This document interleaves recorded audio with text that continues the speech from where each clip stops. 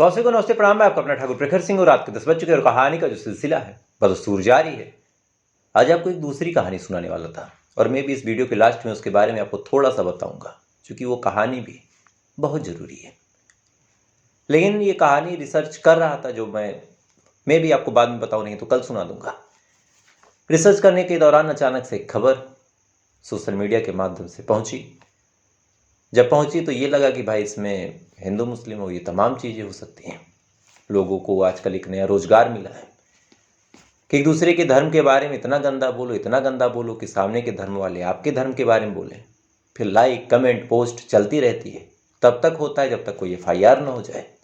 Facebook पे भी ऐसी चीज़ें देखने को मिलती हैं, ट्विटर पे भी देखने को मिलती हैं। क्योंकि लोगों के पास काम कुछ ज़्यादा है नहीं, और जिनके पास काम भी है वो भी जब फ्री होते हैं तो यही करते हैं। लेकिन इससे न किसी का पेट पलना है, न किसी का घर बनना है।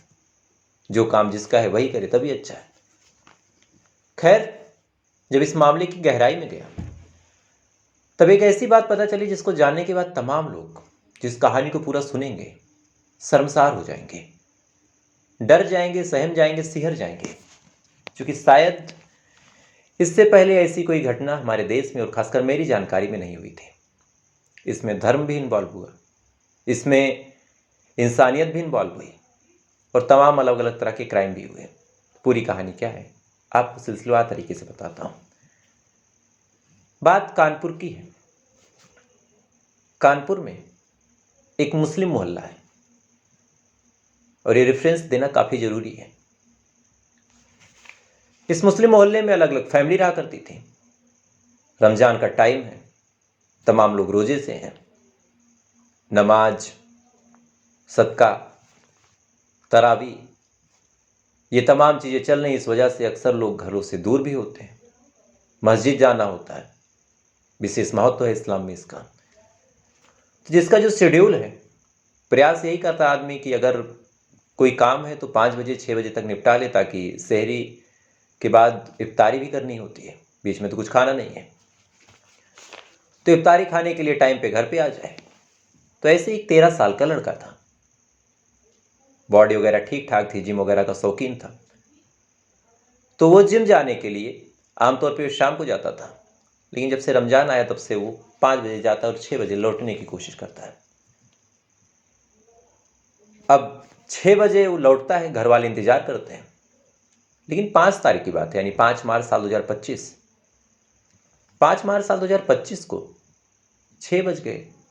घर वाले तमाम सामान इकट्ठा करके इंतजार कर रहे हैं कि वो आए तो सब साथ में रोजा खोलें। इत्तेफाक से आया नहीं। 6:10 हुआ, वो नहीं आया।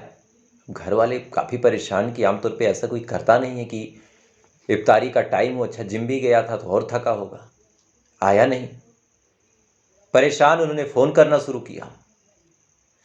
फ़ोन किया तो फ़ोन लगा नहीं। अब और परेशान कि ये क्या है। इसके बाद खोजना शुरू किया, उसके दोस्तों से पूछताछ कि क्या वो गया था या नहीं गया था। क्योंकि इधर इफ्तारी का टाइम लगातार निकलता चला जा रहा। लोग भूखे हैं, प्यासे हैं। मन में ये भी चिंता कि वो बच्चा भी भूखा होगा 13 साल का, कहाँ चला गया। जिम में भी कांटेक्ट किया, वहाँ भी कुछ अता पता चला नहीं। इधर चूंकि ये मामला धीरे धीरे अब लोगों तक पहुँचता गया, और ताज्जुब की बात सबको यही लगी कि यार आमतौर पे अगर कोई रोजा है तो प्रयास यही करता है कि इफ्तारी के टाइम पे एकदम टाइम पे घर पहुँचे। ये बच्चा पहुँच नहीं रहा। दूसरा कोई टाइम होता तो लोग इग्नोर करते कि होगा, कहीं घूम रहा होगा, आ जाएगा।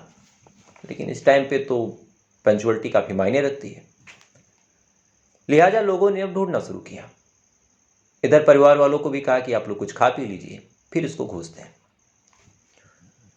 उसके बाद तमाम लोगों ने परिवार को हिम्मत हौसला दिया। परिवार वालों ने अपना रोज़ा तोड़ा। उसके बाद खोजना शुरू किया। जब खोजना शुरू किया तो धीरे धीरे पूरे मोहल्ले में बात फैली। मोहल्ले वाले भी खोजना शुरू करते हैं, लेकिन ना ही इस बच्चे के बारे में कुछ पता चला, ना ही कोई जानकारी मिली। रात हो गई। अब जब रात हुई तो माँ बाप भाई बहन तमाम लोग परेशान कि बच्चा कहाँ गया। सबसे छोटा था, क्या करें। आसपास के तमाम लोगों का जमावड़ा लग गया कि कहीं कोई घटना दुर्घटना तो नहीं। कुछ लोग भाग के जिम पे गए कि कब लौटा था। उन्होंने बताया कि इतने बजे लौट गया था, लगभग 5:30 पौने 6 तक। रास्ते में जितने दुकानदार मिले, जितने और लोग जान पहचान के थे, उनसे पूछताछ कि आपने कहीं देखा। वहां पूछताछ की तो वहां भी कोई खास जानकारी नहीं मिली। अब क्या करें? बहरहाल जैसे तैसे करके पूरी रात गुजर गई। सुबह हो गई और सुबह होते होते तो पूरा परिवार अब मान चुका था कि बच्चे के साथ कोई हादसा जरूर हुआ है। सुबह हुई तो आसपास के कुछ और लोग आए। इसी दौरान एक पड़ोसी ने कहा कि भाई साहब, ऐसा है, अगर कोई हादसा हुआ होता तो अब तक तो खबर आ जाती। ऐसा हो सकता है कि किसी ने इस बच्चे को किडनैप कर लिया हो, क्योंकि 13 साल का है। तो फोन का मैसेज वगैरह चेक करो, कोई आया है मामला, यानी किसी ने रंगदारी या फिर फिरौती कुछ मांगी हो। परिवार वालों ने अपना अपना फोन चेक करना शुरू किया। इसी दौरान उस लड़के के बड़े भाई के फोन पे एक मैसेज आया था। मैसेज में लिखा था कि अगर अपने भाई की सलामती चाहते हो तो 10 लाख रुपए दे दो और तुम्हारा भाई हमारे पास है।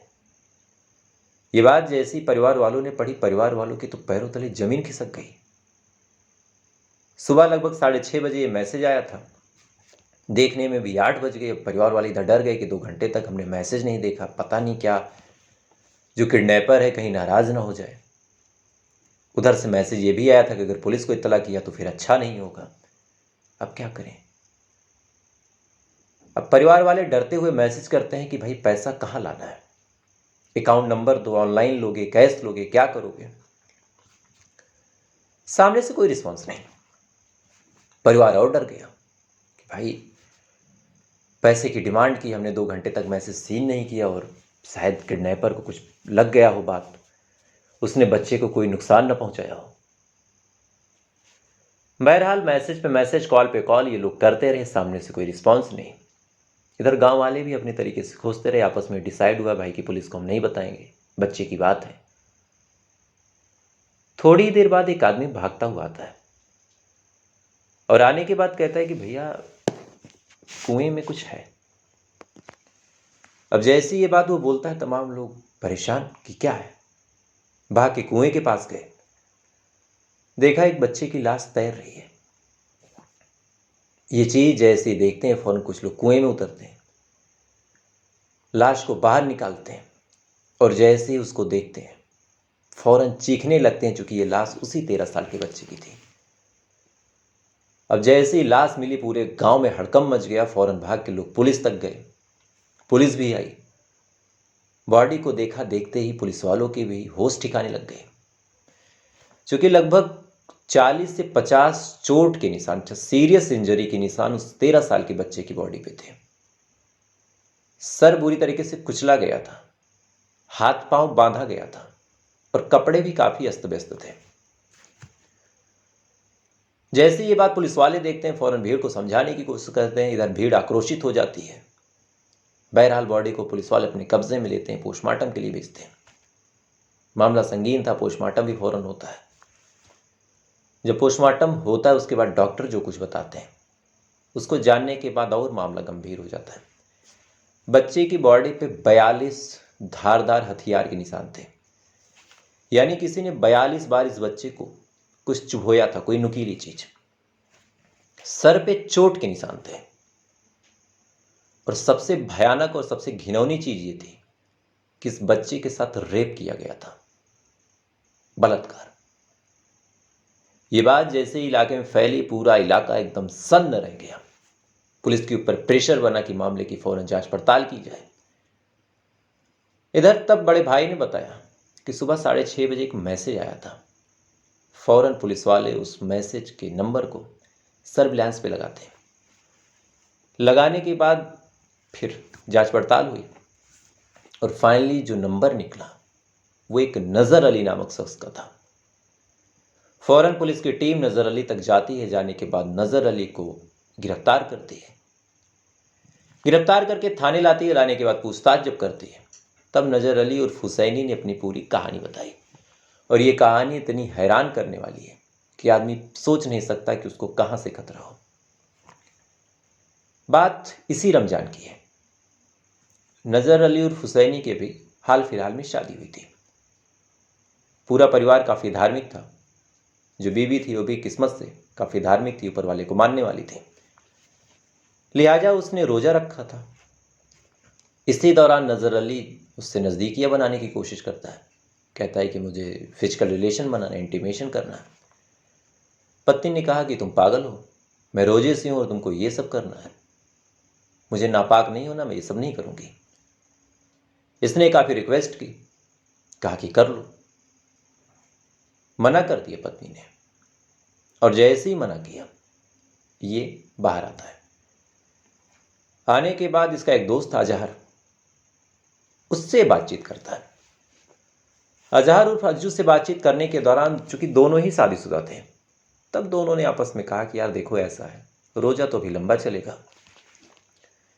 30-40 दिन तक अगर हम पत्नी के साथ सेक्स नहीं करेंगे तो फिर कैसे रहेंगे। शैतान सवार था दिमाग में। इसी के जस्ट बाद इन्होंने फैसला किया कि क्यों ना किसी को शिकार बनाया जाए। तो फिर किसको? तब इनके दिमाग में पीडोफाई वाला ख्याल आया कि 13 साल का बच्चा जो अक्सर जिम भी जाता है, देखने में भी अच्छा है, खूबसूरत है, मासूम है, दोस्ती भी अजहर से उसकी है, और सुनसान रास्ते से आता है, तो उससे काम हो सकता है। अच्छा, उसको किडनैप करने का फायदा ये है कि उसका परिवार जो है मालदार है, तो पैसे भी मिल जाएंगे। अब इन्होंने पूरा प्लान बनाया। प्लान बनाने के तहत अजहर उस रास्ते पे 5-5:30 की पता था कि आएगा ही इफ्तारी करने। 5-5:30 बजे इंतजार करता है। बदकिस्मती से वो बच्चा आता है बेचारा। आने के बाद अजहर उसको रोकता और कहता है कि कहाँ जा रहे हो। ये बताता है कि भैया रोजा तोड़ने का वक्त हो गया। फौरन कहता है कि अच्छा एक काम करो, चलो हमारे साथ। ये कहता है कि नहीं, मेरे अम्मी अब्बू इंतजार कर रहे हैं। कहता है कि यार कभी तो हम गरीबों के साथ भी खा लो, पैसे वाले हो तो क्या हमारे साथ नहीं खाओगे। अब एक 13-14 साल के बच्चे से जब ये बात बोली गई, उसको ये बात चुभ गई कि यार इसमें अमीरी गरीबी क्या। फौरन बच्चा तैयार हो जाता है। तैयार होने के बाद साथ में चला जाता है। उसको लेके ये लोग सुनसान जगह पे जाते हैं। वहां पे एक रस्सी और एक डंडा लेके बैठा था नजर अली। पूछता है कि कहाँ इफ्तारी है, कहाँ खाने का सामान है। जैसे ही पूछता है, फौरन नजर अली और अजहर उसके ऊपर टूट पड़ते हैं, उसका हाथ पांव बांधते हैं। चीखने लगता है बच्चा कि भैया क्या कर रहे हैं, क्या कर रहे हैं। डंडे से उसके सर पे भयानक वार करते हैं, इतनी तेज कि वो बेहोश हो जाता है। उसके बाद उसके साथ ये लोग रेप करते हैं मल्टीपल टाइम। क्योंकि उस सुनसान इलाके में कोई आने वाला नहीं था, मुस्लिम बस्ती थी, तमाम लोग इफ्तारी में बिजी थे, अपने घर पे थे या फिर मस्जिदों में थे, कोई भी रागीर नहीं था। मल्टीपल टाइम उसके साथ ये लोग रेप करते हैं। रेप करने के बाद अब वो लड़का काफी दर्द से कराहने लगता है, ब्लीडिंग होती है। इनको लगा अब ये तो मामला फंस गया। वहीं पे एक धारदार लोहे का सरिया रखा था। उस लोहे के सरिये से इस मासूम 13 साल के बच्चे के ऊपर ताबड़तोड़ वार किया जाता है। तब तक वार करते हैं जब तक ये बच्चा मर नहीं जाता। टोटल 10 मिनट तक 40 से 42 बार इसके जिस्म को छलनी किया जाता है। छलनी करने के बाद उसके मोबाइल फोन को ये लोग अपने पास लेते हैं और बच्चे को उसी हालत में कुएं में फेंक देते हैं। अब दूसरा खेल शुरू होता है कि पैसे कैसे मिलेंगे। तो इससे पैसे निकलवाने के लिए नजर अली ने उसके फोन से, और आजकल तो फिंगरप्रिंट वाले फोन आते हैं, उसके फोन को अनलॉक किया। अनलॉक करने के बाद इसी फोन से उसके बड़े भाई को व्हाट्सएप पे मैसेज किया कत्ल करने के बाद कि पैसे दो। अच्छा, पूरा परिवार खोजने में इस कदर बिजी था, परेशान था कि व्हाट्सएप पे मैसेज देखे कौन। नजर अली बड़ा परेशान हुआ। इस दौरान इसने मोबाइल फोन को ऑन रखा था, चूंकि लॉक हो जाएगा, इधर डेड बॉडी फेंक दी तो खुलेगा कैसे। आधे एक घंटे वेट किया और इधर धक मची थी कि भाई क्या होगा क्या होगा, पूरा गांव रात से खोज रहा। तब नजर अली से रहा नहीं गया, वो खुद जाता है उसके बड़े भाई के पास। और ये वही शख्स था जिसने कहा था कि भाई देख लो कोई व्हाट्सएप पे मैसेज वगैरह तो नहीं आया। इधर मैसेज चेक करवाने के लिए भाई के पास हो गया। फोन पॉकेट में था, फोन लॉक हो गया। भाई ने जब रिप्लाई दिया तो ये लॉक खोले कैसे। परेशान ये। परेशान होने के बाद अब करे क्या। इधर उधर खेल रचता रहा, लेकिन मोबाइल फोन अपने पास ही रख रहा था कि शायद फोन बेच के ही कुछ मिल जाए। इधर इसी फोन को सर्विलांस पे लगा के पुलिस ने नजर अली को गिरफ्तार कर लिया। दूसरा साथी जो अजहर है उर्फ अज्जू, उसकी तलाश पुलिस की टीम कर रही है। अब बड़ा सवाल ये उठता है कि ऐसी मानसिकता का इलाज क्या है। क्योंकि सोचिए, पूरा परिवार इतना अच्छा कि पत्नी भी रोजे से, बाकी परिवार के सदस्य भी रोजे से, पूरा मोहल्ला इतना अच्छा कि रोजे का टाइम था, सब लोग इफ्तारी में बिजी थे। लेकिन इन्हीं अच्छे लोगों के बीच एक ऐसा हैवान, एक ऐसा शैतान रह रहा था जो अपने ही मोहल्ले के लोगों को निशाना बना रहा था। पहले इज्जत लूटी, फिर बेरहमी से कत्ल किया, कत्ल करने के बाद फिर फिरौती मांगी, और फिरौती के मैसेज को जब बड़े भाई ने सीन नहीं किया, बिजी था, तो फिर उसी मैसेज को सीन करवाने के लिए खुद पहुंच गया। तो अब सोचिए, ऐसे ऐसे लोग इस दुनिया में, इस संसार में रह रहे हैं जिनसे ना ही कोई बचने का इलाज है। इसमें आप किसकी गलती देंगे? ना प्रशासन की दे सकते हैं, ना पुलिस की दे सकते हैं, ना सरकार की दे सकते हैं, ना माँ बाप की दे सकते हैं, ना परिवार वालों की दे सकते हैं, ना मोहल्ले की दे सकते। अच्छा, इसमें हिंदू मुस्लिम का भी आप कोई एंगल निकाल नहीं सकते चाह कर भी, क्योंकि जिसका कत्ल हुआ, जिसके परिवार का सदस्य मारा गया, वो भी बेचारा मुस्लिम, करने वाला भी मुस्लिम। कौन शर्मसार हुआ? केवल इंसानियत शर्मसार हुई, मानवता शर्मसार हुई। आज इजराइल से एक लड़की आई थी, कायदे से 6 तारीख को आई थी। कर्नाटक के हम्पी में वो रुकी थी। उसी हम्पी के पास एक नहर पे पास वो बैठी थी अपने 4 दोस्तों के साथ। उसमें 2 भारत के थे, एक पंकज नाम का था जो महाराष्ट्र का था, एक विबास था उड़ीसा का, एक डेनियल था अमेरिका का। और जिस होम स्टे में लोग रुके थे, उस होम स्टे की मालकिन भी इनके साथ थी। लड़की की उम्र 27 साल थी, उस होम स्टे की मालकिन की उम्र 30 साल थी। अचानक से 3 लोग आते हैं, आने के बाद पैसे मांगते हैं। ये लोग मना करते हैं, उसके बाद लड़ाई झगड़ा शुरू होता है।